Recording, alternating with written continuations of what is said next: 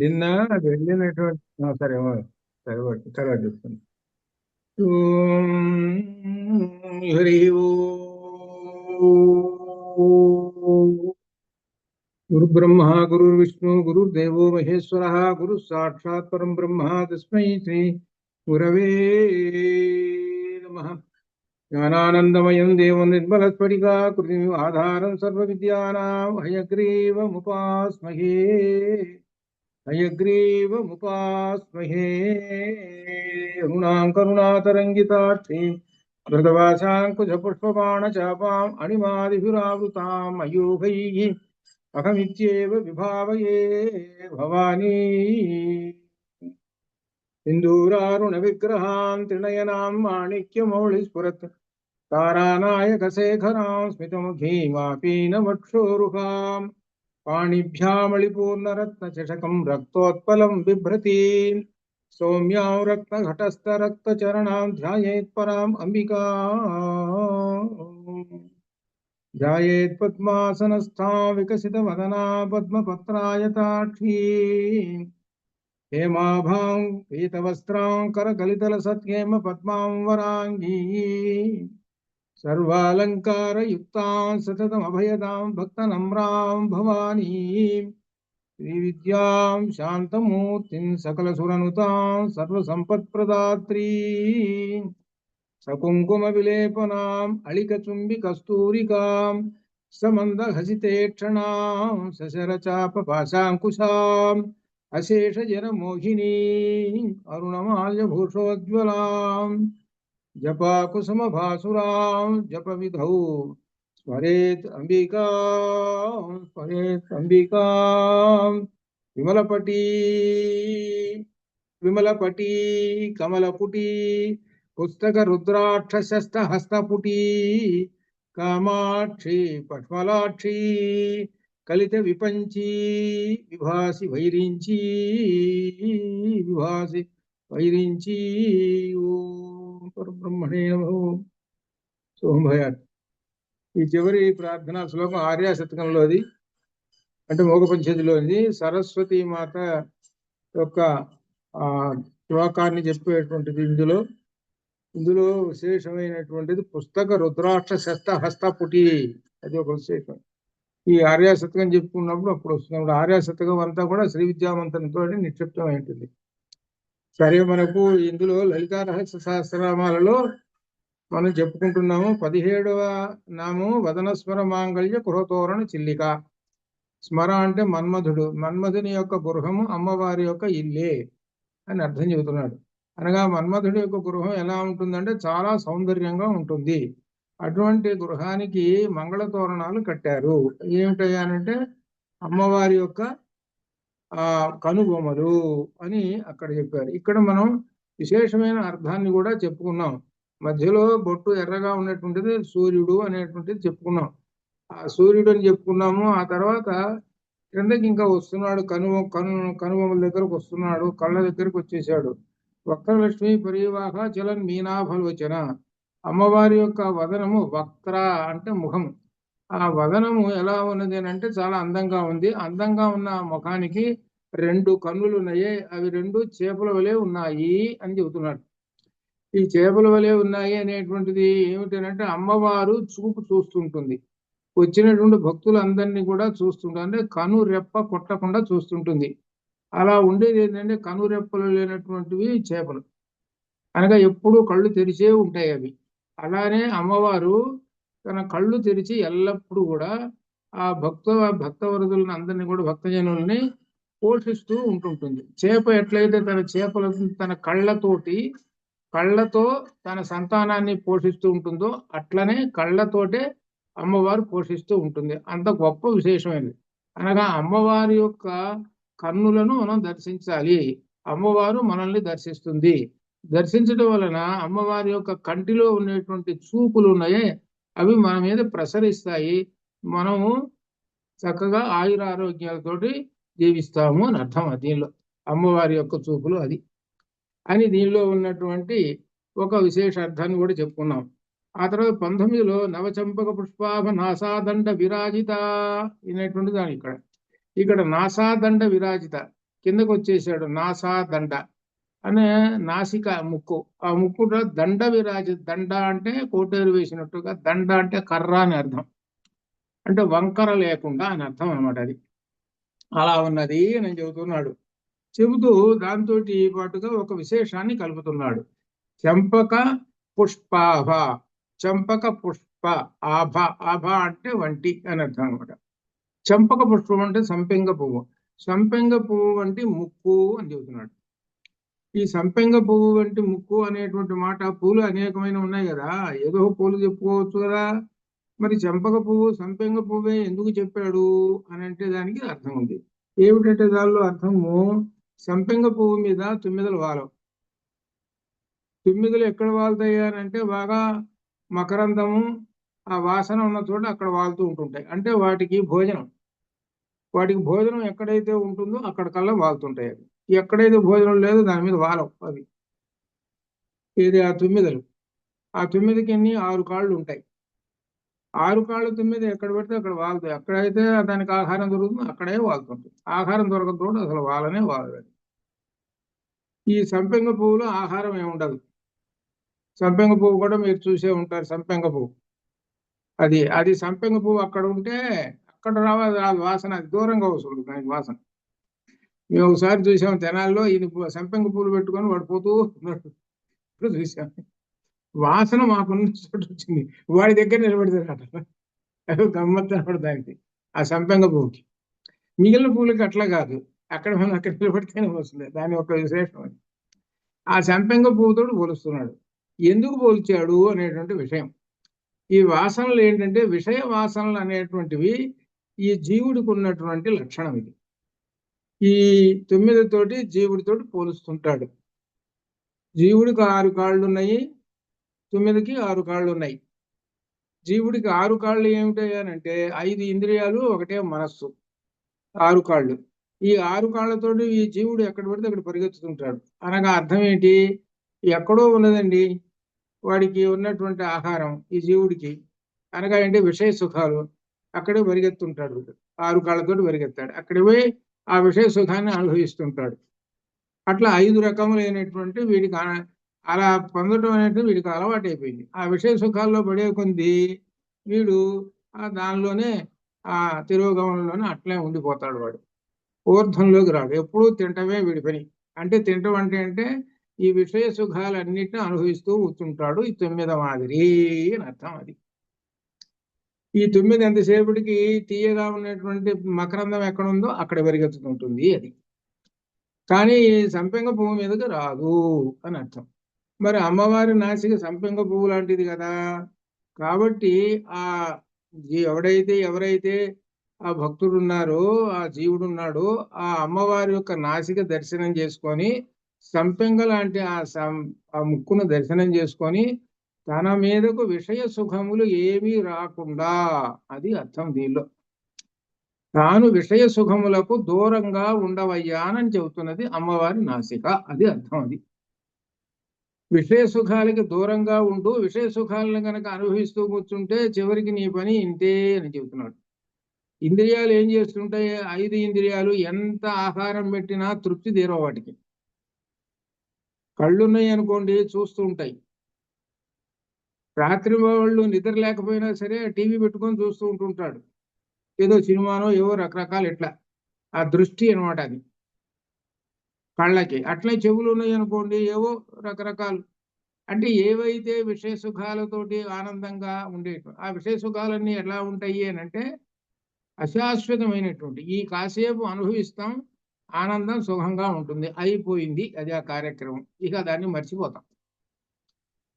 కాబట్టి ఇంద్రియాలు దేని వైపు ఉండాలి, శాశ్వతమైనటువంటి సుఖం వైపు, ఆనందం వైపు తిరగాలి, అది అర్థం. శాశ్వతమైన ఆనందము సుఖము ఎక్కడ దొరుకుతుంది, జ్ఞాన మకరందంలో దొరుకుతుంది. జ్ఞానం ఎక్కడైతే ఉంటుందో అక్కడ శాశ్వతమైన ఆనందము సుఖము అక్కడ దొరుకుతాయి. కాబట్టి అక్కడికి వెళ్ళాలి ఇంద్రియాలు, అది అర్థం ఇక్కడ. కాబట్టి అక్కడికి వెళ్ళాలంటే ఈ విషయ సుఖాలు ఉన్నటువంటి, వాసనలు ఉన్నటువంటి పూల దగ్గరికి ఆ 9 పోతుంది. కానీ లేనటువంటి ఆ సంపెంగ పువ్వు మీదకి ఈ జీవుణ్ణి పంపించాలి, అది అర్థం అన్నమాట. అని అందుకని అందువల్ల ఏం చెబుతున్నారంటే నువ్వు విషయ సుఖముల నుండి బయటపడరా, విషయ సుఖాలను పట్టించుకోవాకు, విషయ సుఖాల్లో పడిపోతే నువ్వు ఇంతేను అని చెప్పటం. అది దీనిలో విశేషం అది అనమాట. సంపెంగ పువ్వుతోటి పోల్చడం అనేటువంటి దాన్ని అది అర్థం ఇక్కడ. ఇది చంపక పుష్పం అంటే సంపెంగ పువ్వు అనమాట. సంపెంగ పువ్వుతోటి పోల్చి చెబుతున్నాడు. కాబట్టి ఇంద్రియ విషయముల పట్ల నువ్వు అనాసక్తితో ఉండుము అని చెబుతున్నాడు. అందుకని ఈ విషయాన్ని సౌందర్యలహరిలో ఈ విషయాన్ని సౌందర్యలహరిలో ఆ పద్యం నెంబరు 90, ఆ పద్యం నెంబరు దీనిలో ఒక విశేషమైనటువంటి దీనిలో ఒక పదం ఒకటి వేస్తారనమాట. ఇది ఏంటంటే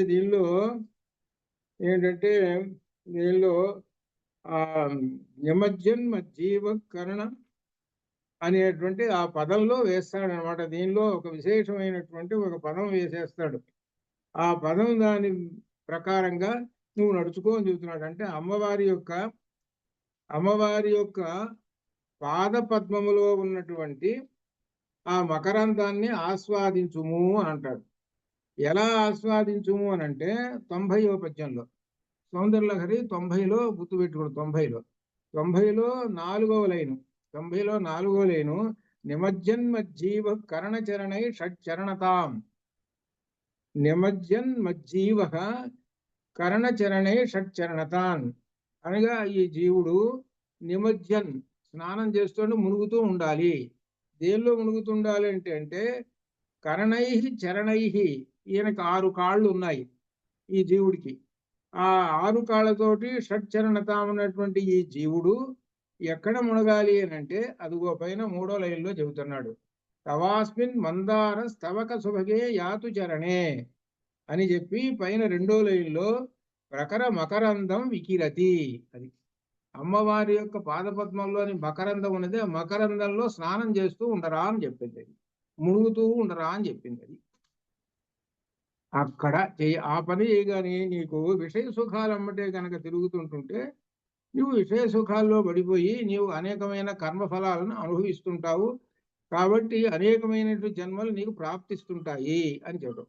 కాబట్టి జ్ఞానం వైపు తిరగము అని ఈ విధంగా చెబుతున్నాడు. దీనిలో ఉన్నటువంటి అసలు అర్థం అది అదనమాట. అది అమ్మవారి అంటే అర్థం ఏంటి? మనం అమ్మవారి దర్శనం చేసుకుంటున్నామంటే పాలభాగం అర్థం ఉంది. అలానే కళ్ళు చూస్తున్నామంటే ఆ కళ్ళు ఏమిటయ్యానంటే చేపల లాంటి కళ్ళు, అంటే అమ్మవారు పోషిస్తున్నదని అర్థం.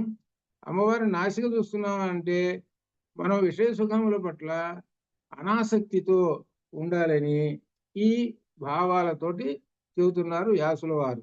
అమ్మవారి దర్శనం ఇదంతా ఏమిటి? సగుణ బ్రహ్మము. కాబట్టి ఈ సగుణ బ్రహ్మము గురించి చెబుతూ ఇంకా విశేషం ఇంకా కిందకు వచ్చేస్తున్నాడు.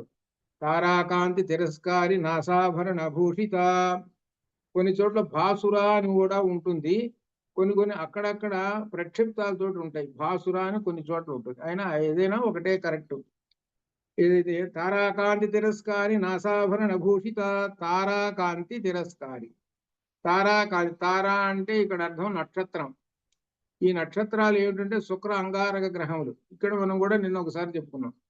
నాసాభరణ, నాసమునకు ముక్కునకు కింద పెట్టుకున్నటువంటి ఒక అర్ధచంద్రాకారంలాగా ఉండి దానికి ఒక ఎర్రని ఒక రత్నము, తెల్లని ఒక ముత్యము ఉంటాయి అని అర్థం. దీని యొక్క అర్థం ఏమిటి అని అర్థం. ఈ అలంకారాన్ని యొక్క అర్థం ఏమిటి అని అర్థం. ఈ అలంకారానికి అర్థం ఏంటంటే ఎరుపు అనేటువంటిది ఒకటి అంగారక గ్రహానికి సూచకము. అది తెలుపు ముత్యం అనేటువంటిది దేనికి సూచకము? శుక్రగ్రహానికి సూచకము అని అర్థం. ఈ అంగారక ఒక శుక్రగ్రహములు అనేటువంటి ఒకటి శుభాన్ని ఇచ్చేది, ఒకటి అశుభాన్ని ఇచ్చేది. శుభాన్ని ఇచ్చేది ఏంటి? శుక్రగ్రహం. సహజంగా నక్షత్రం అదుగు ఆకాశంలో నక్షత్రం అనేది వచ్చిందంటే అని అంటుంటారు ఇప్పుడు కూడా. దాన్నే ఏమంటారంటే మన వాళ్ళు పూర్వకాలం చుక్క అంటారు. చుక్క అంటారు. ఆ చుక్క అంటే ఏంటి? నక్షత్రం అనమాట అది. తర్వాత అంగారకుడు ఎలా ఉంటాడంటే ఎర్రగా ఉంటాడు. దీనిలో ఒక శుభగ్రహము, ఒక అశుభగ్రహము ఉంటుంది. కాబట్టి శుభగ్రహం ఏంటి? మనకు లక్ష్మీ సంపద ఇవ్వాలి ఒకటి. అశుభగ్రహం ఏమిటి? అశుభం ఇచ్చేటువంటి దాన్ని పోగొట్టాలి. అది అర్థం. ఇది అర్థం. కాబట్టి అంగారకుడు ఏం చేస్తాడంటే అశుభము, వాడి లక్షణం ఏంటంటే వాడి చేతిలో ఎప్పుడు కత్తి ఉంటుంది. కత్తి ఉంటుందంటే క్రూర స్వభావం. అది వాడు ఏం చేస్తాడంటే వైధవ్యము స్త్రీకి ఇవ్వటంలో రెడీగా ఉంటాడు వాడు. అంటే దాని అర్థం అయింది మీకు. అది వీడి లక్షణం. ఎవరు? అంగారకుడు లక్షణం. శుక్రగ్రహం ఏం చేస్తాడనంటే లక్ష్మీ సంపద శుభాలను ఇస్తుంటాడు. కాబట్టి మనకేం కావాలి? శుక్రగ్రహం ఇచ్చేటువంటి లక్ష్మీ సంపద కావాలి ఒకటి. అంగారకుడు చేసేటువంటి దోషం అనేటువంటిది పోవాలి. ఇది అర్థం. అంగారకుడికి ఏమో వారము మంగళవారము, శుక్రగ్రహానికి ఏమో శుక్రవారం. కాబట్టి ఈ 2 వారాలు స్త్రీలకు ముఖ్యమైనటువంటివి. మంగళవారం అమ్మవారిని అర్చన చేస్తున్నాం అని అంటే ఎల్లప్పుడూ వైధవ్యం లేకుండా మంగళంతో, అనగా అర్థం ఏమిటి? కంఠంలో ఉన్నటువంటి మంగళసూత్రములు ఎల్లప్పుడూ నిలబడి ఉండవలెను అనేటువంటి భావంతో చేస్తున్నాం. ఎప్పుడైతే అమ్మవారిని మనం మంగళవారం నాడు ధ్యానం చేస్తామో, అర్చన చేస్తామో, అప్పుడు అంగారకుడు మన మీద తన యొక్క దోషాన్ని చూపించలేడు. ఎందుకనగా అమ్మవారి యొక్క అనుగ్రహం మనకి ఉన్నది. అమ్మవారి యొక్క అనుగ్రహం ఉన్నప్పుడు గ్రహం ఏం చేస్తుంది? గ్రహం బయటికి వెళ్తుంది. శుక్రవారం నాడు మనం అర్చన చేస్తుంటే శుక్రగ్రహం, ఈ శుక్రగ్రహము అమ్మవారి యొక్క ఆ అనుభవం, అది దీంతో అనుజ్ఞతోటి అనుగ్రహంతో లక్ష్మి అనగా సంపదలను అనుగ్రహిస్తూ ఉంటుంది. కాబట్టి 2 వారాలు స్త్రీలకు అత్యంత ప్రధానమైనటువంటివి అని చెప్పటానికి ఇదిగో చారాకాంతి తిరస్కారి నాసాభరణ భూషిత అది అర్థం. అది అందుకు ధరిస్తారు, ఇందులో ఉన్నటువంటి అర్థం. అలానే మనకు ఇక్కడ అమ్మవారి యొక్క రూపాన్ని దర్శనం చేస్తున్నాము. అమ్మవారి రూపంలో నాసకు చివర ఈ నాసాభరణము ఉన్నది. ఆ నాసాభరణం చూసి మనకు ఈ అనుజ్ఞను, అనుగ్రహాలని, అమ్మవారి యొక్క అనుగ్రహాలని పొందుతుంటాము. ఇట్లా ఒక్కొక్క అవయవానికి సంబంధించినటువంటి జ్ఞానము ఇందులో ఇమిడి ఉన్నది. కాబట్టి మనము అమ్మవారి యొక్క రూపము సరిగ్గా దర్శించినా దర్శించలేకపోయినా ఈ శబ్దాన్ని బట్టి అర్థం చేసుకొని అమ్మవారిని మనస్సులో ధ్యానం చేసుకొని అమ్మవారిని దర్శనం చేసుకొని ఈ నాసాభరణాన్ని దర్శనం చేసుకుంటే మనకు ఈ శుభాలు కలుగుతుంటాయి అని ఇందులో చెబుతున్నారు అనమాట. అది ఇట్లా ఇలా ఈ విధంగా నాసాభరణం దాకా వచ్చాడు. వీటన్నిటికి కూడా మనకు సౌందర్యలహరిలో అన్నిటికీ కూడా శ్లోకాలు ఉన్నాయి. నాసాభరణానికి కూడా శ్లోకం ఇప్పుడు చెప్పుకున్న వాటి అన్నిటికి కూడా ఉన్నాయి. దీనిలో పుస్తకంలో ఇచ్చాను కూడా దీనిలో. అట్లా అయిన తర్వాత చెవుల దగ్గరకు వచ్చాడు. కదంబ మంజరి క్లుప్త కర్ణపూర మనోహర అక్కడికి వచ్చారు.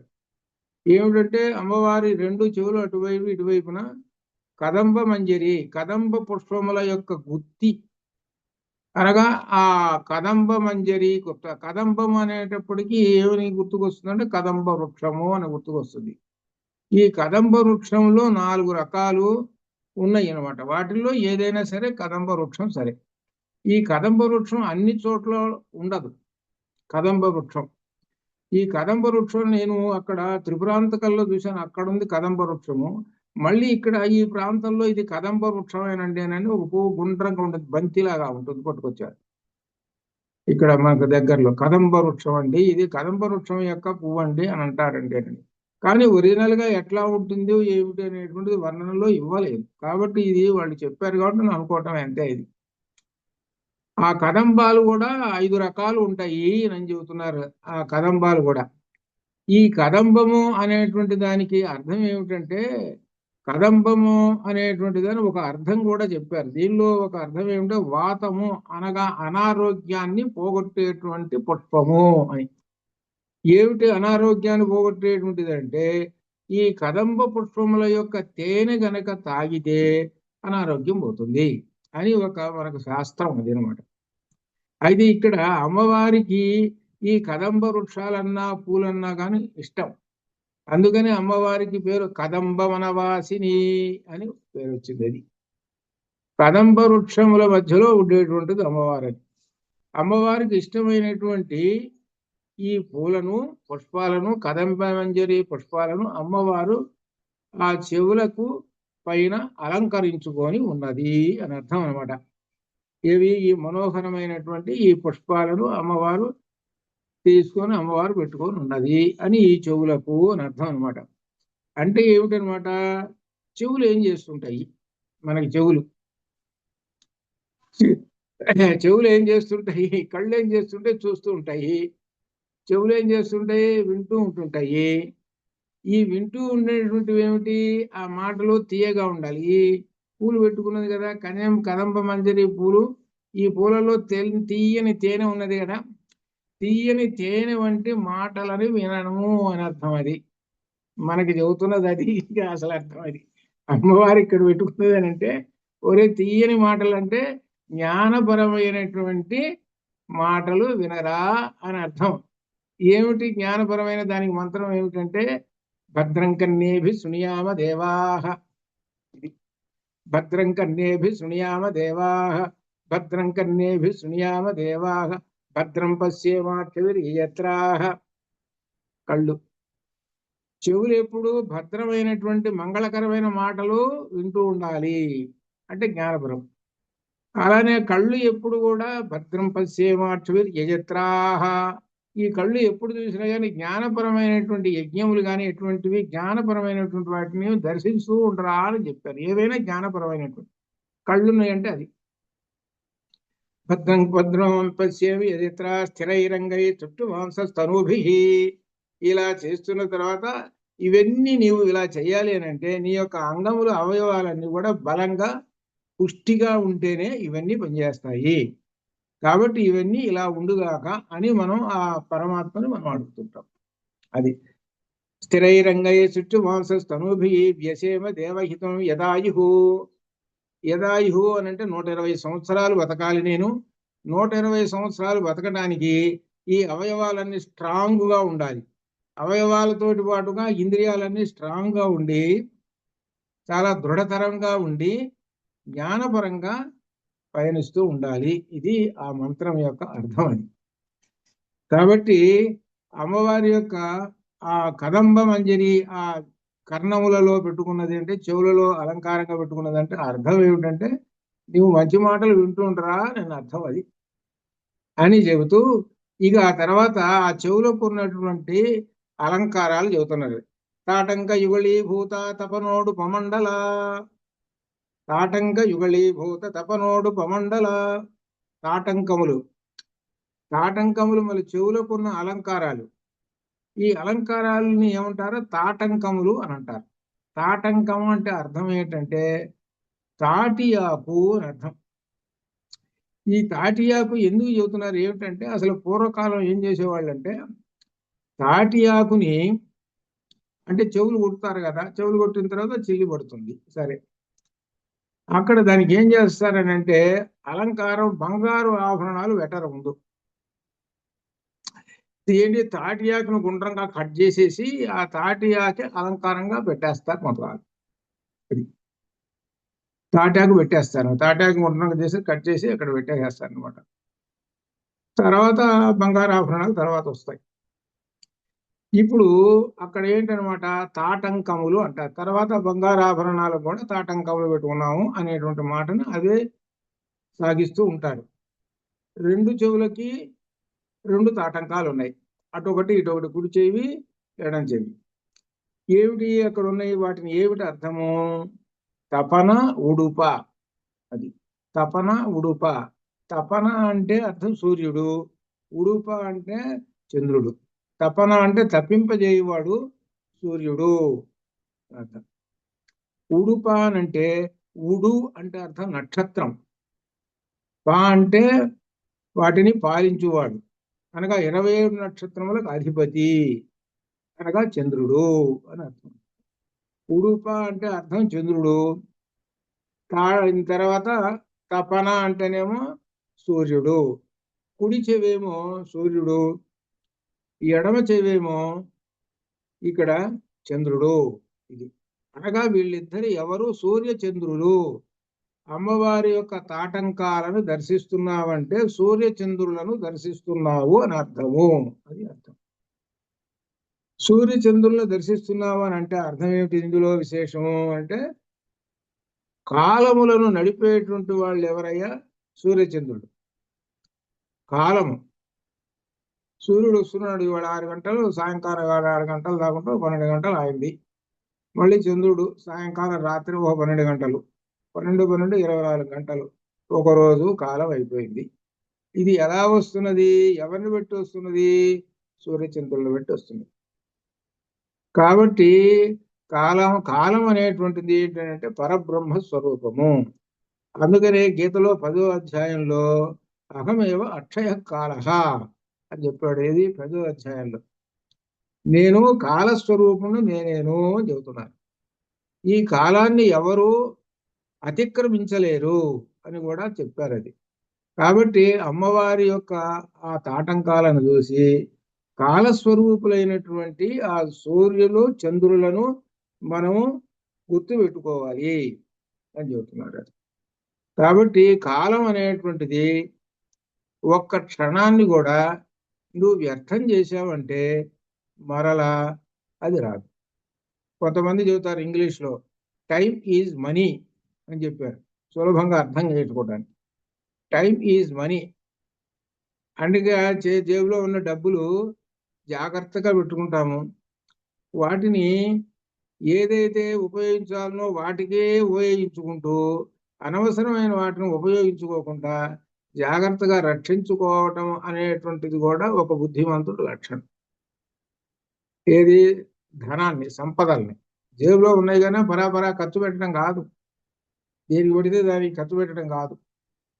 ఏదైతే యుక్తమో ఏది అయుక్తమో గ్రహించుకొని యుక్తానికి ఖర్చు పెడుతుండాలి.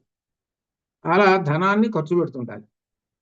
అలానే కాలాన్ని కూడా యుక్త అయుక్త అనగా మనం ఒక అరగంట సేపు ఏదో భగవద్గీత విన్నాము, దానిలో జ్ఞానం సంపాదించుకున్నాము. ఈ అరగంట సేపు మనం కాలాన్ని యుక్తము అని అర్థం. అదే కాకుండా అరగంట సేపు పనికిమాలిన మాటలు ఉంటాయి. ఇక మేము చెప్పే పని లేదు. ఎటువంటివో పనికిమాలిన మాటలు. నలుగురు కలిశారనుకోండి, పనికిమాలిన మాటలు, దానిలో వచ్చేటువంటిది ఏమీ లేదు. వాడి మీద వీడు, వీడి మీద వాడు, వాడు ఇట్టన్నాడు, వీడట్టన్నాడు అని చెప్పుకుంటూ నవ్వుకుంటూ కాసేపు ఈ అరగంట సేపు గంట సేపు ఖర్చు చేసుకొని ఒక టీ తాగి బజార్లో అర్థం కాల ఇంటికి చేరతాడు ఈ మహానుభావుడు. ఒక గంట సేపు ఖర్చు పెట్టుకొని ఏం చేసేవరా ఈ గంట సేపులో? ఏమి లేదు. ఏమన్నా మరి ఈ గంట సేపు మళ్ళీ ఇప్పుడు అయిపోయింది, కాలం మళ్ళీ వస్తుందా నీకోసం?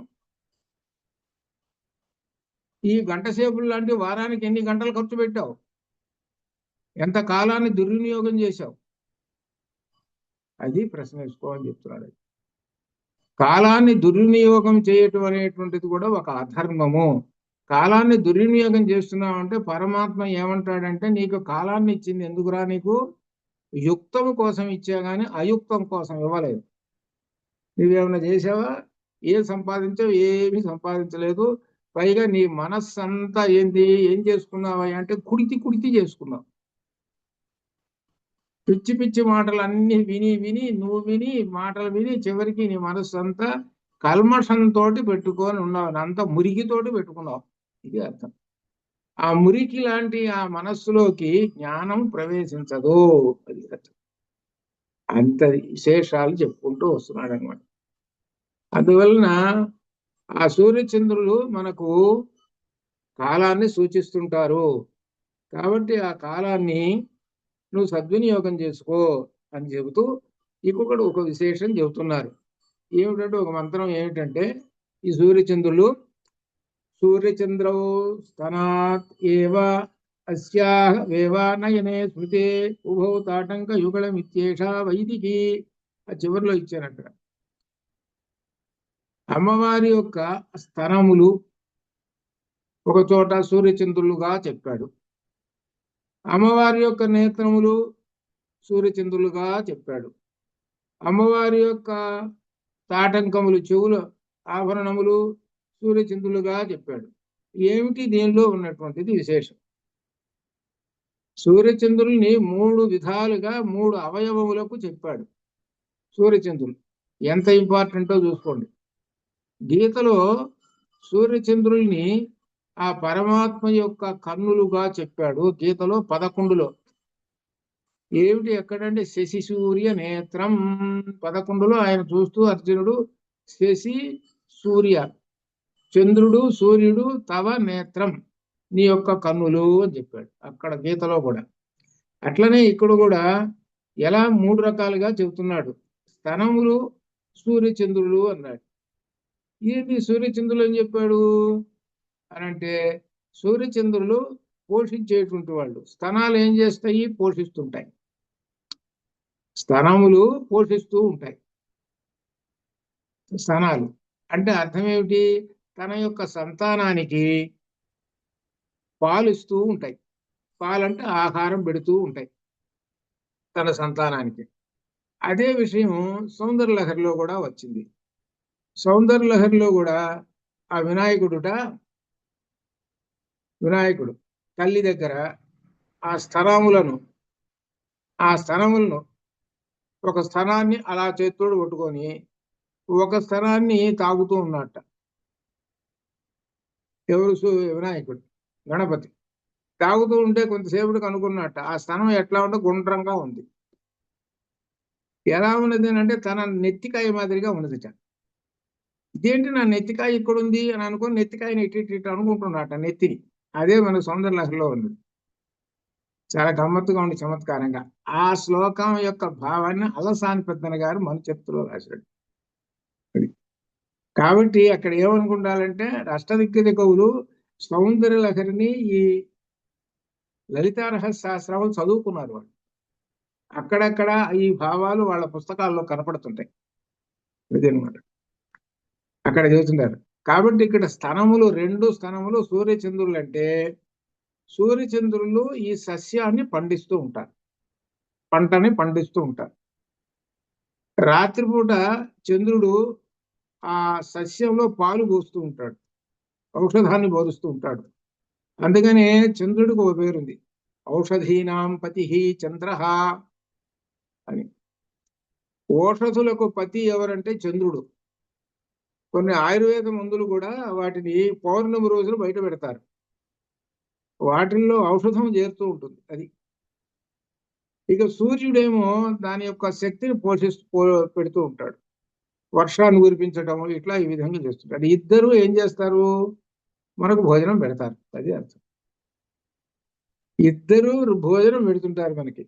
అలానే అమ్మవారి యొక్క 2 స్తనములు మనకు భోజనం పెడుతూ ఉంటుంటుంది. అమ్మవారి ఎల్లప్పుడూ లేదు అనకుండా భోజనం ఎల్లప్పుడూ పెడుతుంటుంది. అమ్మవారి యొక్క స్తనాలు తెరిచినటువంటి వాళ్ళకి నాకు ఎల్లప్పుడూ భోజనం పెట్టవమ్మా అని అర్థం. అది ఇక్కడ స్తనాలను చూసినప్పుడు. అలానే చెవులను చూసినప్పుడేమో, తాటంకాలను చూసినప్పుడేమో కాలస్వరూపము అని అర్థం చేసుకో. అలానే తర్వాత నయనములు, కాలములు, చెవులకు ఆయుష్. ఇంకొకటి మర్చిపోయాను, చెవులకు ఆయుష్. ఇది ఇక్కడ నేను ఇందాక అని చెప్పుకున్నాం కాదు, చెవులకు ఆయుష్. కళ్ళకేమో కాలం. అది ఒకటి. మళ్ళీ స్తనములేమో పోషణ, కన్నులేమో కాలము, చెవులేమో ఆయుష్. అది అర్థం. ఈ ఆయుష్ కూడా పోసేది ఏమిటంటే ఈ చెవులు పోస్తుంటాయి. అనగా చెవులకు ఉన్నటువంటి ఈ భావం ఏం చెప్పాడనంటే సూర్యచంద్రులు అని చెప్పాడు. ఆ సూర్యచంద్రులు ఈ ఆయుష్ పోస్తూ ఉంటాయి. ఎవరికి ఏమిటి అనంటే తాటంక ధారణం స్త్రీణాం భర్తు ఆయుష్యం.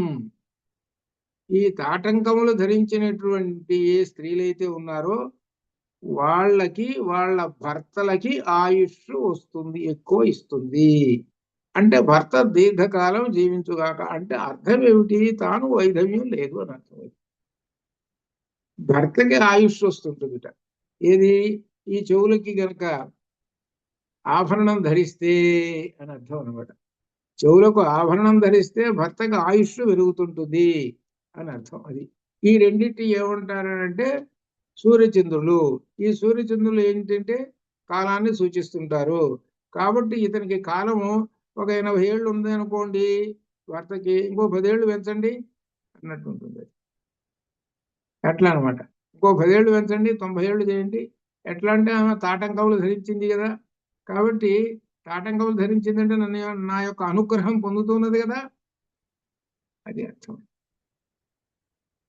అందుకని ఎప్పుడు చూసినా కానీ స్త్రీ వైధవ్యం అనేటువంటిది మహా కష్ట జీవితమైనటువంటిది. ఇది వైధవ్యం అనేటువంటిది. వైధవ్యం లేకుండా ముత్తైదుగా ఉన్నంత కాలం అబ్బో మహారాణిలాగా ఉంటుంది. అంటే అర్థం ఏంటి? తన యొక్క సూచనలు, డ్రైవింగ్ అంతా తానే, మొత్తం డ్రైవింగ్ అంతా అదే. ఈ విషయాన్ని పైకి మనకి భౌతికంగా కనబడుతున్నా దైవపరంగా కూడా చెప్పాడు.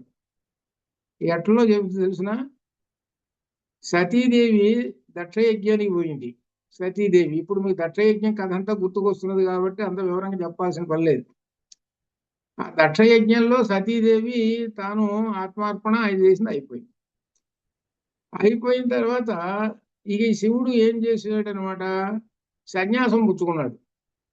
ఇక సన్యాసం పుచ్చుకుని పిచ్చి పిచ్చిగా తిరుగుతున్నాడు. ఎక్కడో బండ మీద కూర్చోవటం, ఎక్కడో కాసేపు అలా కూర్చోవటం, ఇట్లా ఈ విధంగా ఉన్నాడు. అంటే అర్థం ఏంటి, అంత క్రితం ఉన్నటువంటి భోగము కానీ ఆనందం కానీ ఈయన ముఖంలో ఎక్కడా ఏమీ లేదు. అనగా ఎలా ఉండిపోయినాడు అని అంటే సన్యాసి కన్నా ఇంకా సన్యాసి అయిపోయినాడు. అట్లా అయిపోయినాడు. అనగా ఎప్పుడైతే భార్య లేదో ఈయన గతి అది. అర్థం కాదా? అలానే భర్త ఉన్నాడు అనుకోండి, ఇక ఈమె చూసుకోండి ఎలా ఉంటుందో, రంగు టింగు రంగుల్లాగా ఆ చీరలు ఈ చీరలు, ఆభరణాలు ఈ ఆభరణాలు, ఓహో మరలా అమ్మవారు ప్రత్యక్షమైందా అన్నట్టుగా ఉంటుంది. ఇది ఈ ఆనందము, ఈ సుఖము అనేటువంటిది చెబుతున్నారు. ఇదంతా ఏమిటనంటే పరబ్రహ్మ స్వరూపము, అది అర్థం చేసుకోండి. ఇదే తత్వమసి అనగా అలా ఉన్నటువంటి ఆ స్త్రీ ఉన్నదనుకో పరబ్రహ్మ స్వరూపిణి అని అర్థం అని ఇక్కడ అర్థం చెబుతూ, అమ్మవారి యొక్క తాటంక యుగళీలను గురించి చెబుతూ, అమ్మవారి యొక్క చెవులకు ఉన్నటువంటి ఆభరణాలను దర్శించవమ్మా, దర్శించితే నీ భర్తకు ఆయుష్ పెరుగుతుంది అని చెబుతున్నారు. అది అట్లా ఈ విధంగా చెబుతూ ఉన్నారనమాట. ఎవరు చూసినా కానీ భర్తకు ఆయుష్ పెరగాలి కానీ ఇంకా తగ్గాలని ఎవరు అనుకుంటారు? ఆ పిచ్చి ఆలోచనలు ఎవరు ఉండవు. కాబట్టి భర్తకు ఆయుష్ పెరగాలి అని అర్థం అనమాట. అని ఈ విధంగా చెబుతూ తర్వాత ఇక అద్దం చూసుకోవాల్సి వచ్చిందిట. ఎవరుట? ఆ శివుడు అద్దం చూసుకోవాలి. తన ముఖం ఏదో ఎట్టుందో చూసుకోవాలనుకున్నట్ట. శివుడు తన ముఖం ఎట్టుంటుంది, ఎప్పుడున్నట్టు నెత్తి కొబ్బరి నూనె రాసుకున్నాడా, పిచ్చి దుట్టు ఈయనొకడు. ఇది ఆ ముఖానికి కాకపోతే ఏంటంటే ఏంటి అడ్డబొట్లు పెట్టుకొని కూర్చుంటాడు.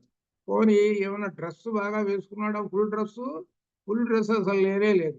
ఏదో చౌకగా వచ్చింది కదా అని ఒక ఏనుగు తోలు ఒకటి తెచ్చుకొని చుట్టుకుంటాడు.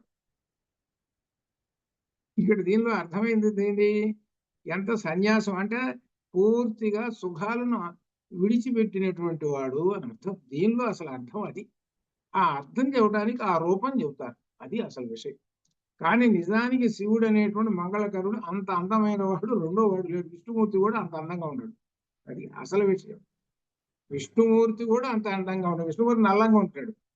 నల్లంగా ఉన్నటువంటి వాడు ఎర్రంగా ఉన్న లక్ష్మీదేవిని చూసుకున్నాడు. అది ఈయన ఎట్లా ఉంటాడు అంటే బహు అందగాడు, మన్మధుణ్ణి కన్నా మించినట్టు అందవాడు శివుడు. ఇది చాలా మందికి తెలియదు ఈ విషయం. కుమార సంభవంలో కాళిదాసు గారు చెబుతాడు. కాళిదాసు గారు ఆయన ఏం చెబుతాడంటే, వాళ్ళ పార్వతి తల్లి అని చూస్తున్నది ఆ శివుణ్ణి.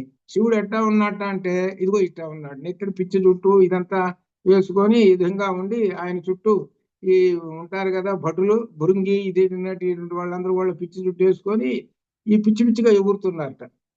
ఈమె చూసిందిట. ఎవరు? పార్వతి తల్లి చూసి అన్నదిట వశిష్ఠ మహర్షితోటి, ఈయనమేం పెళ్లి కొడుకయ్యా, ఈయన ఈ సన్యాసం పట్టుకొచ్చావు నువ్వు, ఏంది ఎక్కడో ఉండేటువంటి వాడు అక్కడ ఉండేటువంటి పట్టుకొచ్చావు ఏమయ్యా నువ్వు, సన్యాసం పట్టుకొచ్చావు, మా అమ్మాయి ఎట్లా ఉంటుంది, వీటిని ఏమయ్యా నీది, ఏం పని చేసావయ్యా నువ్వు వశిష్ఠుల వారు అన్నట్టు. కాదమ్మా, ఒక్కసారి ఇదిగో ఆ కళ్ళకి ఒక్కసారి ఆ మంత్రజలంతో అలా రాసింది, ఇప్పుడు చూడు అని అన్నట్టు. ఇప్పుడు చూడు నీకు కనబడతాడు.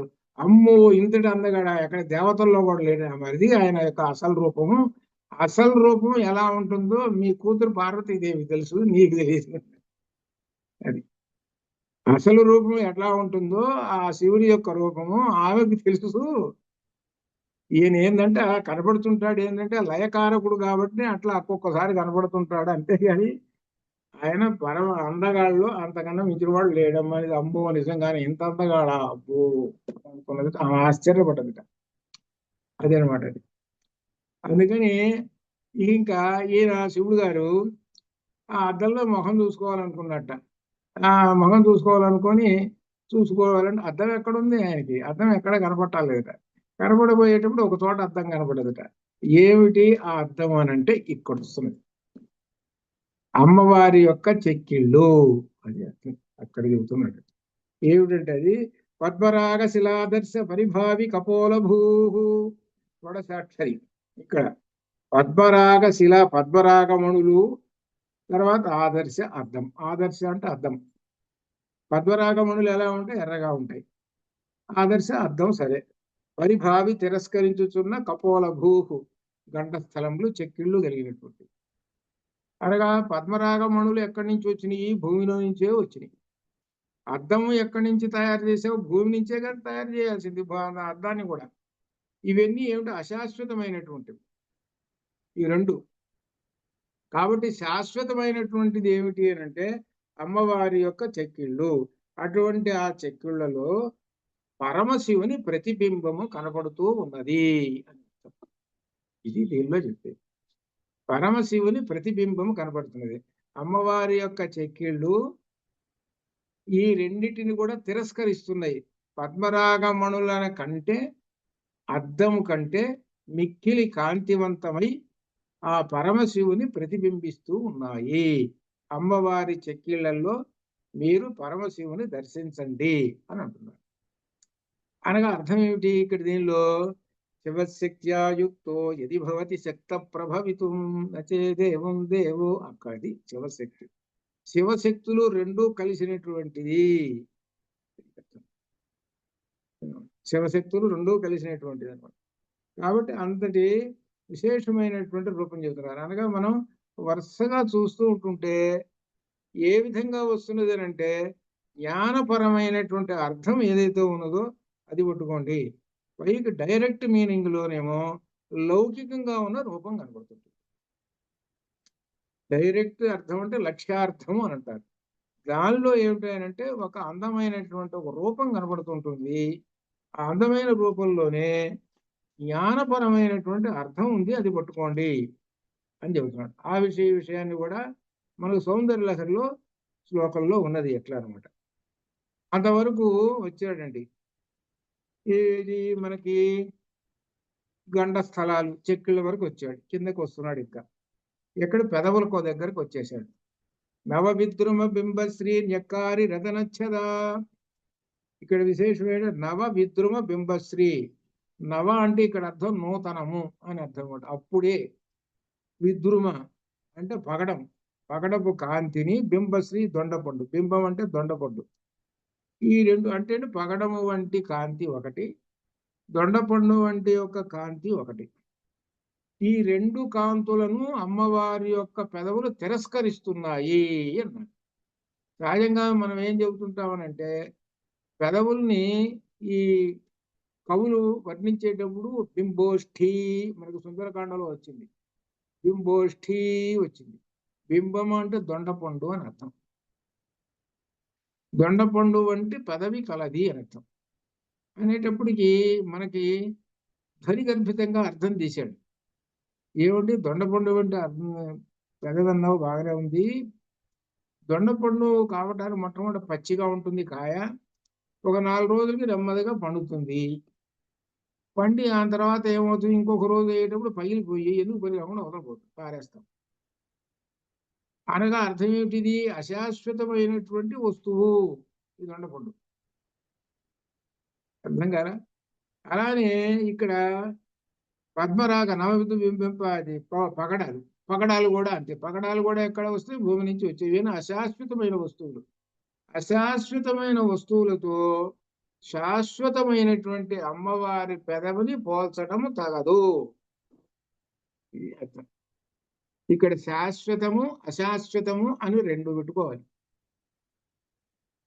శాశ్వతం ఎవరు? అమ్మవారు. అశాశ్వతం ఏమిటి? ఈ జగత్తంతా, ఈ స్థావర జంగమైనటువంటిది ఈ జగత్తంతా అశాశ్వతము. శాశ్వతమైనటువంటిది అమ్మవారు. కాబట్టి అమ్మవారిని వర్ణించేటప్పుడు, అమ్మవారిని దర్శించేటప్పుడు నీ యొక్క పెదవులు ఎర్రగా ఉన్నాయమ్మా, శాశ్వతమైనటువంటివి అనేటువంటి భావంతో దర్శించటము. ఇది ఈ రెంటికి ఏమిటనమాట?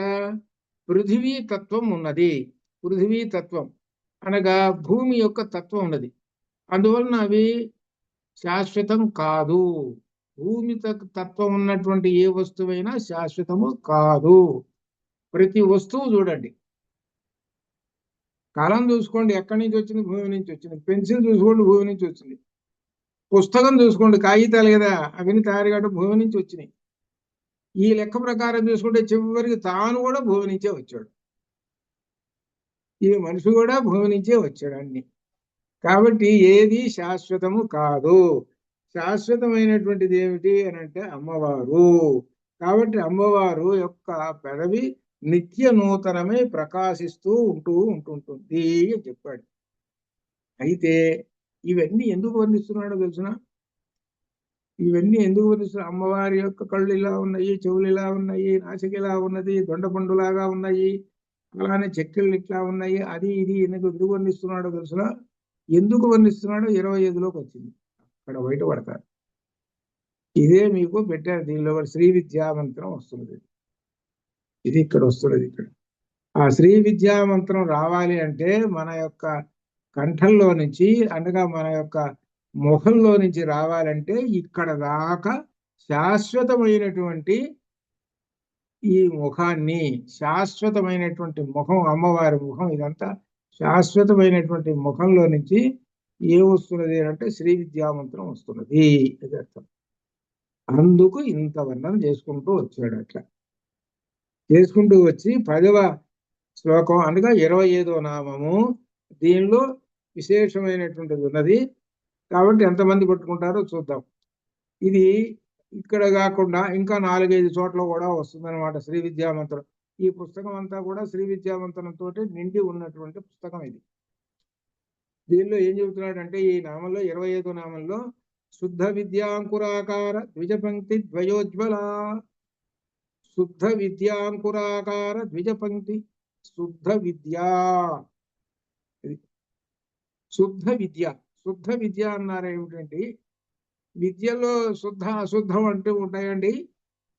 శుద్ధ, శుద్ధ అంటే అర్థం నిర్మలమైన, దోషము లేని అని కదా అర్థం వచ్చేది.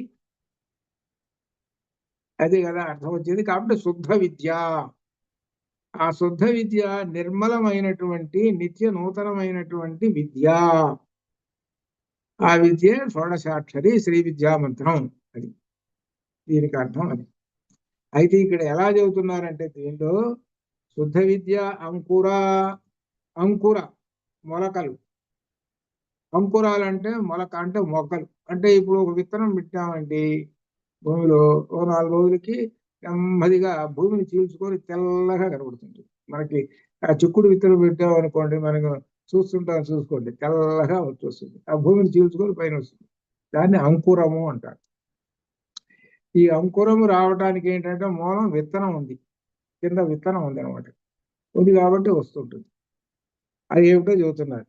మొలకలు ఆ మొలకల వలె ఉన్నటువంటి రూపం కలిగినటువంటి ద్విజ పంక్తి. ద్విజ పంక్తి అంటే దంతముల యొక్క వరుస. అది దంతముల యొక్క వరుస అంటే ద్విజ అంటే అర్థం. ఇంకా అర్థాలు ఉన్నాయి, మొదటి అర్థం చూసుకున్నాం. ద్విజ, ద్వి అంటే రెండవ జన్మ, పుట్టిక, రెండవ జన్మ కలిగినటువంటివి ఏమిటి మనకి మన శరీరంలో? మన శరీరంలో రెండవ జన్మ ఉన్నటువంటివి ఏమిటి? ఇప్పుడు శిరోజాలంటే పుట్టుకతోటే వస్తాయి, ఏదో కొద్ది గొప్ప పీచులు ఉంటాయి, సరిపోతుంది. దాని గురించి అనుకోవాల్సిన పని లేదు. కానీ ఆయన పుట్టుకతోటే ఈ గోళ్ళు కూడా కొద్దిగా లైట్గా ఏదో ఉంటాయి. పుట్టుకతోటే వచ్చేస్తుంటాయి అవి కూడా. అందుకనే ఈ రెండింటిని, ఈ కోళ్ళని వీటిని మంచి రోజు తీసేయకూడదు. ఈ అవయవాల కింద లెక్క ఇవి.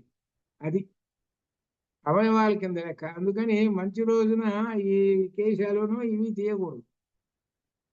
అర్థం కాదు. ఏ ఆదివారమో శనివారమో ఇటువంటి రోజుల్లో అటువంటి రోజుల్లో తీయాలన్నమాట. అది ఎప్పుడు పడితే అప్పుడు తీయకూడదు అని మనకి శాస్త్రం ఉంది అనమాట. అది ఇవి పుట్టుకతోటే వచ్చేది. ఇకపోతే పుట్టుకతోటే రానటువంటిది ఒకటి ఉన్నదండి. పుట్టాడు వాడు కానీ రాలాది. ఏమిటవి? దంతాలు. పుట్టంగానే 32 పళ్ళు ఉన్నాయి ఆవిడికి. పుట్టంగానే పుట్టాడు, అది ఒక జన్మ ఒకటి. రెండో జన్మ దంతాలు వచ్చింది కాబట్టి ఆ దంతాలకి ద్విజ అని పేరు. దంతములకు ద్విజ అని పేరు. అంటే రెండవ జన్మ కలిగినటువంటిది. మొదటి జన్మ వాడి ఆ నోట్లోనే ఉన్నాయి, బయటికి రాలేదు.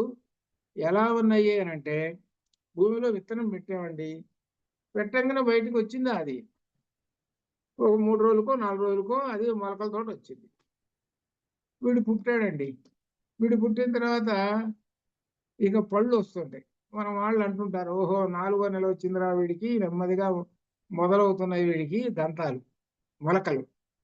అలా అలా అలా వచ్చేసి సంవత్సరం కాగానే వీడికి వచ్చేస్తాయి, మొత్తం వచ్చేస్తాయి.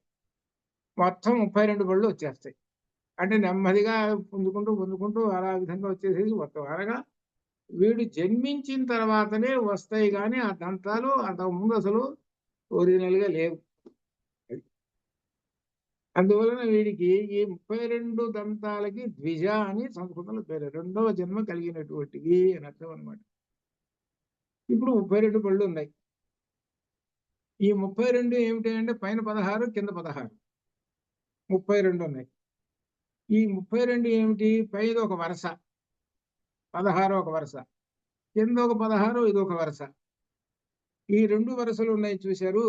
ఈ 2 వరుసలలో నుంచి ఏమొస్తున్నది అంటే ఒక విశేషమైనటువంటి ఈ దంతపంక్తులలో నుంచి 16 వర్ణములకు సంబంధించినటువంటి ఒక మంత్రం బయటికి వస్తూ ఉన్నది. 16 పండ్లు, పైన 16 కింద 16. ఆ 16 పండ్లలో నుంచి ఏమొస్తున్నది అని అంటే ఒక విశేషమైనటువంటి ప్రకాశవంతమైనటువంటి శ్రీ విద్యామంత్రం బయటకు వస్తున్నది. అంటే అర్థం ఏంటంటే, ఇప్పుడు మన పనులు ఉన్నాయండి, శుభ్రంగా మాట్లాడతాం. ఇప్పుడు పెద్దవాళ్ళు ఉంటారు కొంతమంది, 80-90 వాళ్ళు. అప్పుడు వాళ్ళకి ఏవో 3-4 ఉంటాయి పనులు. వాళ్ళు మాట్లాడమంటే తెచ్చిపోతుంటే సరిగా వాళ్ళు మాట్లాడడం మనకు అర్థం కాదు. అనగా అర్థం ఏంటి? దంతములు ఉంటేనే మాట్లాడుతున్నటువంటిది అర్థం అవుతుందండి. ఈ మాటలకి మూలం ఏమిటి?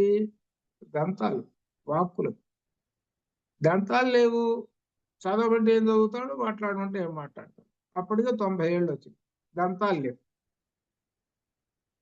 చూడండి, దంతముల యొక్క విశేషమైనటువంటిది అంత గొప్ప విశేషం. అందుకని దంతాలు లేకపోతే దంతాలు పెట్టించుకుంటారు పెద్ద పెద్ద వాళ్ళు కూడా. అలా అనమాట, దంతముల యొక్క విశేషం అనమాట అది. కాబట్టి ఆ దంత పంక్తుల నుండి ప్రకాశించుతున్నటువంటి శ్రీ విద్యా మంత్రము అది అర్థం. శ్రీ విద్యా మంత్రం రావాలి అని అంటే ఇది విశేషం. దీనిలో ఎలా వస్తుంటుంది మరి? మనం ఏమన్నాడు? అంకుర అన్నాడు కదా. మరి అంకుర అని అంటే అర్థం ఏంటి? విత్తనం పెట్టాము, విత్తనం పెడితే మొట్టమొదట తెల్లగా ఒక బీజానికి నుంచి ఒక తెలుగు కనబడుతున్నది. ఇంకొక రోజు గడిచేటప్పటికి అంకురం బయటకు విచ్చుకుంది. ఆ విచ్చుకొని దానిలో నుంచి 2 ఆకులు కనబడుతున్నాయి. 2 ఆకులు ఇంకొక రోజు గడిచాము, ఇంకొక రోజు గడిచేటప్పటికి అది కొంచెం పెరిగింది. ఇలా కొంతకాలం చూసేటప్పటికి ఏదో పెద్ద చెట్టు అయిపోయింది, అది మహావృక్షం అయిపోయింది. ఇది మనం చూస్తున్నటువంటి లౌకిక జగత్తులో ఉన్నటువంటిది ఇది. అట్లనే మనకు కూడా లోపల ఏమిటంటే ప్రతి అక్షరం రావటానికి మూలాధారము అనేటువంటిది భూమి. మనం విత్తనం దేనిలో పెడతాం? భూమిలో పెడతాం. భూమిలో పెడితేనే కదా పైకి వచ్చేది.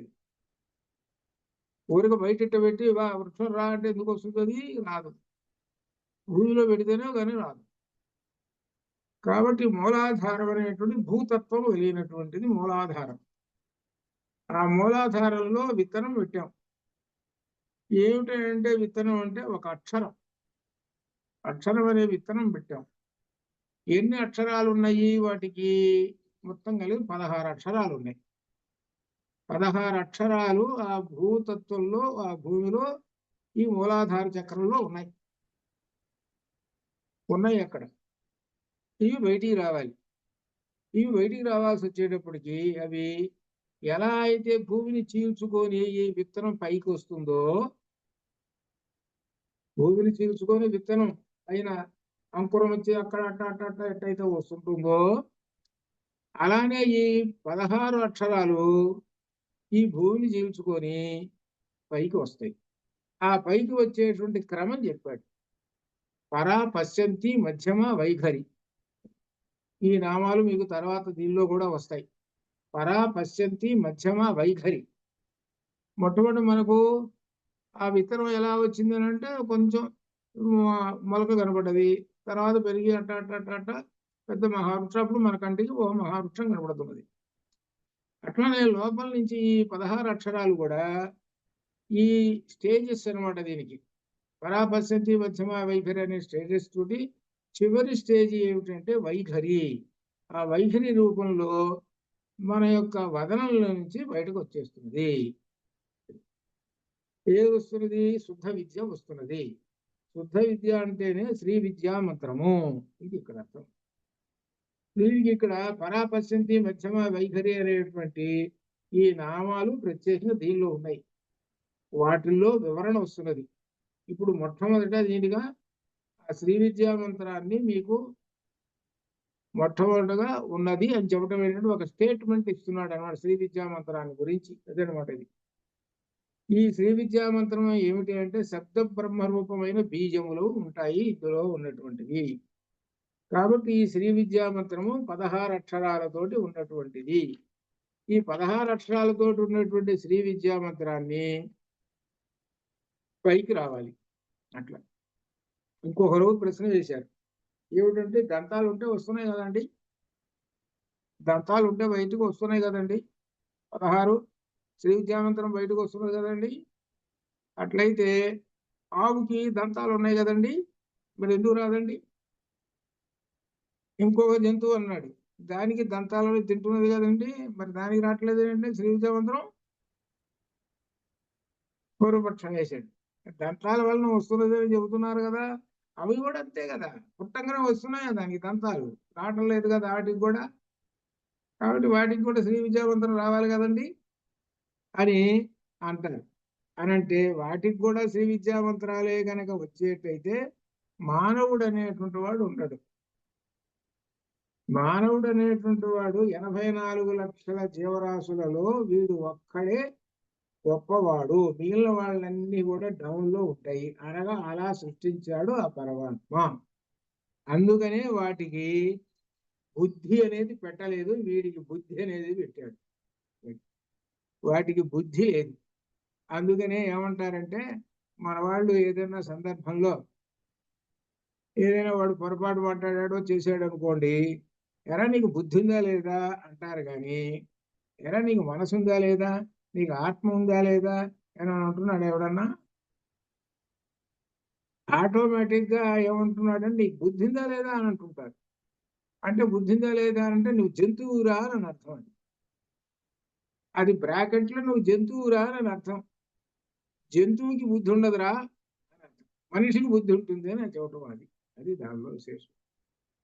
పూర్వకాలంలోట ఒక చిన్న విశేషం, రచ్చబండ ఇవన్నీ ఉంటాయి కదా, ఉన్న చోటట రచ్చబండలో ఉన్న పెద్ద మనిషే ఇవన్నీ చూసి తప్పులు ఎవరైనా ఉంటే వాళ్ళకి శిక్షలు వేయటం అదంతా చేస్తుంటారట.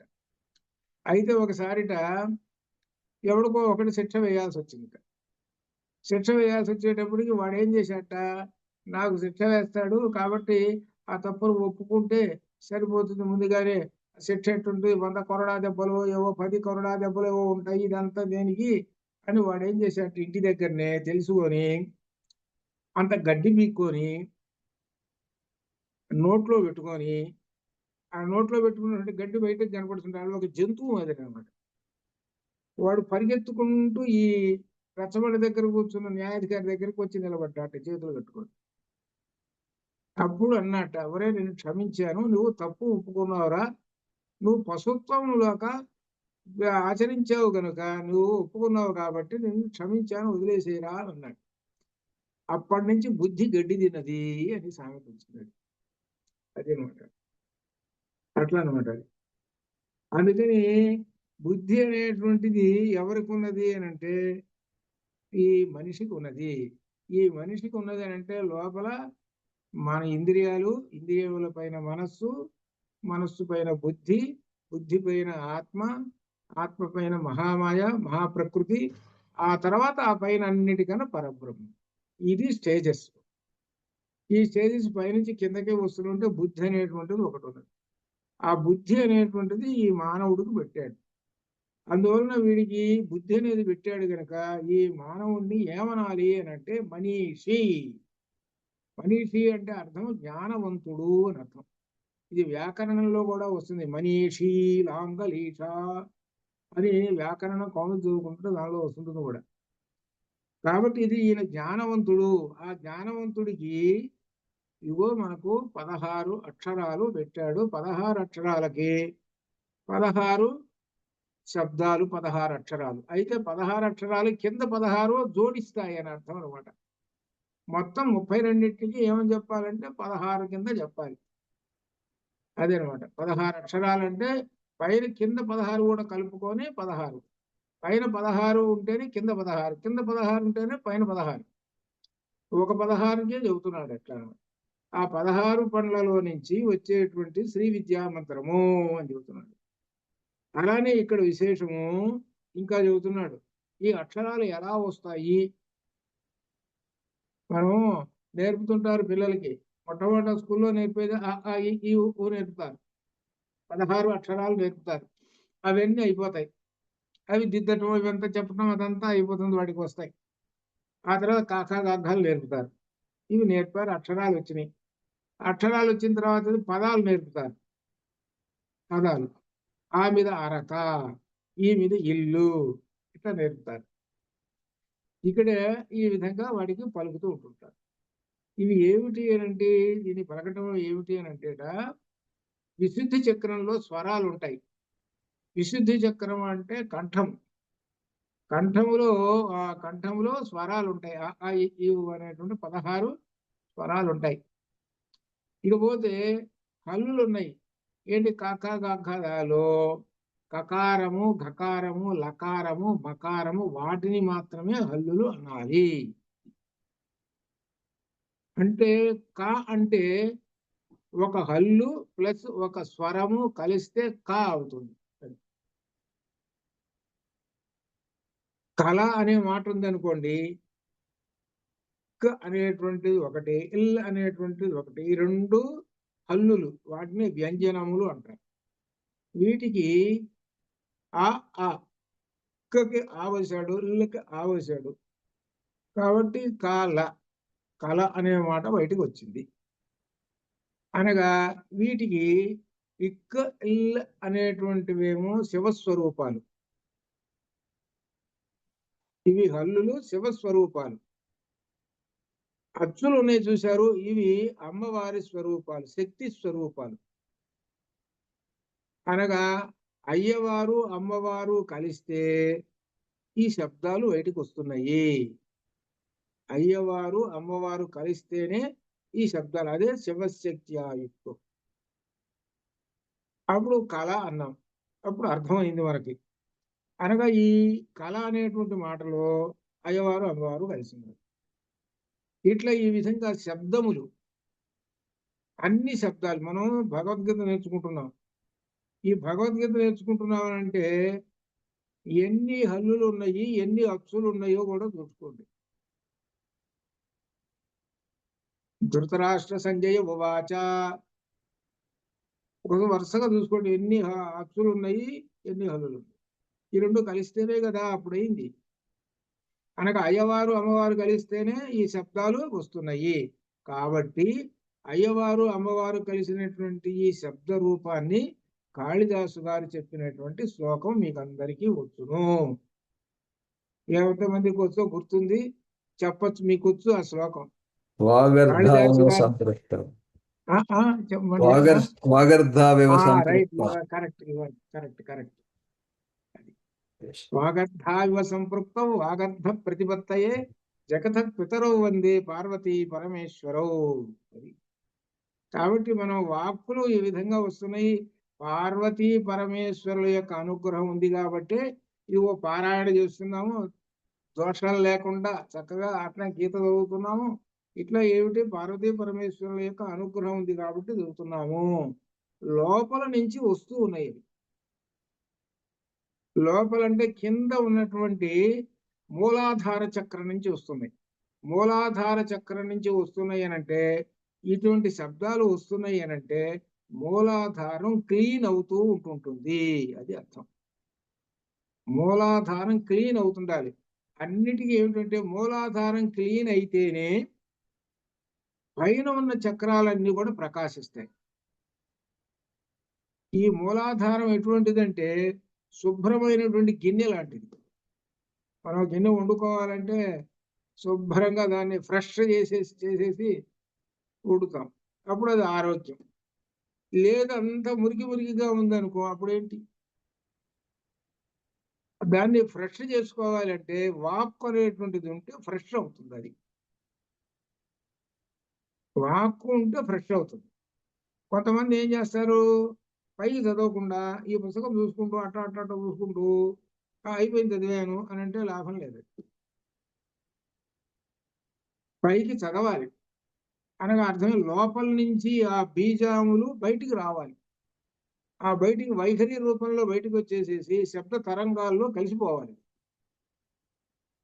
ఈ శబ్ద తరంగాల్లో కలిసిపోతే అప్పుడు ఆ పరమాత్మకు చెందుతాయి, అది అర్థం. అందుకని పారాయణలు చేసేది. అందుకని పైకి ఇప్పుడు వేదం ఉందనుకోండి, వేద పఠనం చేస్తున్నారండి అని అంటే చూడండి, అందరం వింటాం. అందరూ మనసులో పెట్టుకొని చేస్తున్నామండి మేల్కొని కూర్చుంటారు. ఎక్కడన్నా వేద పఠనం మీరు చూశారుగా, మనం అందరం చూస్తూనే ఉన్నాం కదా వేద పఠనం. వాళ్ళు పైకి స్వరయుక్తంగా చదువుతుంటారు, మన అందరికీ వినాలని అంత ఇంట్రెస్ట్గా ఉంటుంది. కాబట్టి లోపల ఉన్నటువంటి అంకురాలు, ఈ అక్షరమైన అంకురాలు ఉన్నాయి, అవన్నీ కూడా ఈ మంత్ర రూపంలో బయటికి రావాలి. ఆ వచ్చినప్పుడే ఈ మూలంలో ఉన్నటువంటి ఈ మూలాధారము అది శుద్ధి అవుతుంది. అది శుద్ధి కావటానికి శ్రీ విద్యామంత్రము అని చెప్తున్నాడు. ఈ శ్రీ విద్యామంత్రాన్ని గురించి ఒక విశేషమైనటువంటి కూడా మనకి చెప్తాము. దానిలో విశేషమైనటువంటి శ్రీ విద్యామంత్రం. దీనిలో శ్రీ విద్యామంత్రాన్ని మొట్టమొదటగా ఇక్కడ ప్రారంభం చేశారు. ఇంకొక విశేషం, ద్విజ పంక్తి. ద్విజ అంటే అర్థం ఏంటో బ్రాహ్మణుడు అని అర్థం. ఇంకొక అర్థం, ఇందాక దంతము అని చెప్పాం ద్విజ అంటే. ఇంకొక అర్థం ఏంటి, ద్విజ అంటే బ్రాహ్మణుడు అని. ద్విజ పంక్తి, బ్రాహ్మణుల వరుస అని అర్థం. ఈ బ్రాహ్మణుల వరుసగా వాళ్ళు నిలబడి లేకపోతే కూర్చోను ఏం చెబుతున్నారు, వేద మంత్రం చెబుతున్నారు. ఆ వేద మంత్రం చెబుతున్నారే, ఆ వేద మంత్రం చెబుతున్నారు, అది ఏమిటి, అమ్మవారి యొక్క స్వరూపము, అది అర్థం. అది దాని అర్థం. శుద్ధ విద్య అంటే ఇక్కడ వేదం అని అర్థము, శ్రీ విద్యా మంత్రం అని ఇన్ని అర్థాలు అనమాట. ఈ విద్య రావాలి అనంటే, ఈ మంత్రం రావాలి అనంటే ఇదిగో 16 దంతములు నుంచి వాటిలో నుంచి రావాలి అని పైకి అర్థం. రెండోది, బ్రాహ్మణులందరూ కూడా అనేక మంది వాళ్ళు ఈ వేద విద్యను చదువుతూ ఉన్నారు. ఆ చదువుతూ ఉన్నారు అని అంటే అది యొక్క విశేషం. దాని యొక్క విశేషం ఏంటంటే అమ్మవారి యొక్క విశేషము అని చెబుతున్నారు, అది విశేషం. అనగా ఇప్పుడు చదువుతున్నారు 1000 మంది అని చాలా మంది చదువుతున్నారు వేద మంత్రాలు అని అంటే అమ్మవారి యొక్క స్వరూపము, ఇది అర్థము. అక్కడ చూస్తున్నది మనం ఆ చదువుతున్న బ్రాహ్మణులకి వేదం చదువుతున్నారే వాళ్ళు ఎవరి స్వరూపము, అమ్మవారి స్వరూపము, అది అర్థం. అట్లా ఆ విధంగా శ్రీ విద్యామంత్రము, శ్రీ విద్యామంత్రంలో పంచదశి ముందు వస్తుంది. దాని తర్వాత 16వ అక్షరం చేరుస్తాము, అప్పుడు షోడశాక్షరి అవుతుంది. ఇది అర్థం. అప్పుడు షోడశాక్షరి అయినప్పుడు శ్రీ విద్యా మంత్రము కా ఏ ఈ లా హ్రీ, ఇది మొదటి భాగం. హ స కా హ ల హ్రీ, ఇది రెండో భాగం. స కా ల హ్రీ మూడో భాగం. 3 భాగాలుగా అమ్మవారి శరీరం ఉంటుంది. మొదటి భాగం ఇప్పుడు మనం చదువుతున్నాం. మొదటి భాగం అంటే అర్థం ఏంటి? శిరస్సు. ఈ శిరస్సుకి ఉన్నటువంటి బీజాక్షరాలు కా ఏ ఈ లా హ్రీం. ఇట్లా 3 భాగాలకి హ్రీం బీజాక్షరం ఉంటుంది. ఈ హ్రీం బీజాక్షరం యొక్క గొప్పతనం దీనిలో కూడా ఉన్నది. హ్రీం బీజాక్షరం. ఈ శ్రీ విద్యా మంత్రం ఇలా ఉంటుంది. చివరిన మొత్తం ఎన్ని అక్షరాలు వస్తాయి? 5 6 4. 5 6 4 అంటే 15. 15 అక్షరాలని పంచదశి అంటారు. గురువు నేర్పేటప్పుడు ముందు పంచదశి నేర్పుతాడు. పంచదశి నేర్పిన తర్వాత 16వ అక్షరం కలుపుతాడు. ఏమిటది? శ్రీం బీజాక్షరం. అప్పుడు కా ఏ ఈ ల హ్రీ స హ స కహలేదు సకల హ్రీం శ్రీం, లాస్ట్ది శ్రీం. అప్పుడు 16 అక్షరాలు అవుతాయి. అప్పుడు షోడశాక్షరి. షోడశ మనకు 16 దంతాలు ఉన్నాయి. 16 దంతాలు సద్వినియోగం కావాలి అంటే ఈ 16 అక్షరాలు ఉన్నటువంటి శ్రీ విద్యా మంత్రాన్ని జపించుము, అది అర్థం. ఆ 16కి ఈ 16 అంటారు. తర్వాత ఈ 16 అక్షరాల తర్వాత మహాషోడశాక్షరి అని ఉన్నది. అది 27 అక్షరాలతో ఉన్నటువంటిది. ఆ 27 అక్షరాలతో ఉన్నటువంటిది ఎలా ఉంటుందో ఈ తర్వాత రాబోతుంది. అప్పుడు కూడా మనం తెలుసుకోవచ్చు అనమాట. ఈ సబ్జెక్ట్ అంతా తెలుసుకోవటం ముందు ముఖ్యంగా. ఇక దాన్ని ఆచరణ చేసుకోవాలి అని అంటే గురువు గారు చెప్తారు ఎట్లా ఆచరణ చేసుకోవాలి, ఏంటి, ఎవరెవరు ఎట్లా పనికి వస్తారు ఏమిటనేటువంటిది అప్పుడు గురువు దగ్గర నుంచి తెలుసుకొని ఆచరణ చెయ్యాలి అన్నమాట. అట్లా ఈ విధంగా చెప్పుకోవాలన్నమాట. ఆ విధంగా మనకి ఇక్కడ శ్రీ విద్యా మంత్రాన్ని ప్రారంభంలో చెప్పాడు. ఆ తర్వాత అటువంటి వదనం నుంచి శ్రీ విద్యా మంత్రం వస్తుంటుంది. ఆ వదనంలో నుంచి వచ్చేటువంటి కర్పూర తాంబూలాలు విశేషంగా దీనిలో మనకు 26వ మంత్రంలో వస్తుంది. కర్పూర వీటికామోద సమాకర్ష దిగంతర అనేటువంటి దానిలో. తర్వాత మళ్ళీ మనం క్లాసులో వచ్చినప్పుడు ఇక్కడి నుంచి మళ్ళీ ప్రారంభం చేద్దాం. అంతవరకు శుభం భయాత్. ఓం పూర్ణమదః పూర్ణమిదం పూర్ణాత్ పూర్ణముదచ్యతే పూర్ణస్య పూర్ణమాదాయ పూర్ణమేవావశిష్యతే. అసతో మా సద్గమయ తమసో మా జ్యోతిర్గమయ మృత్యోర్మా మృతంగం. ఓం శాంతి శుభం భయాత్.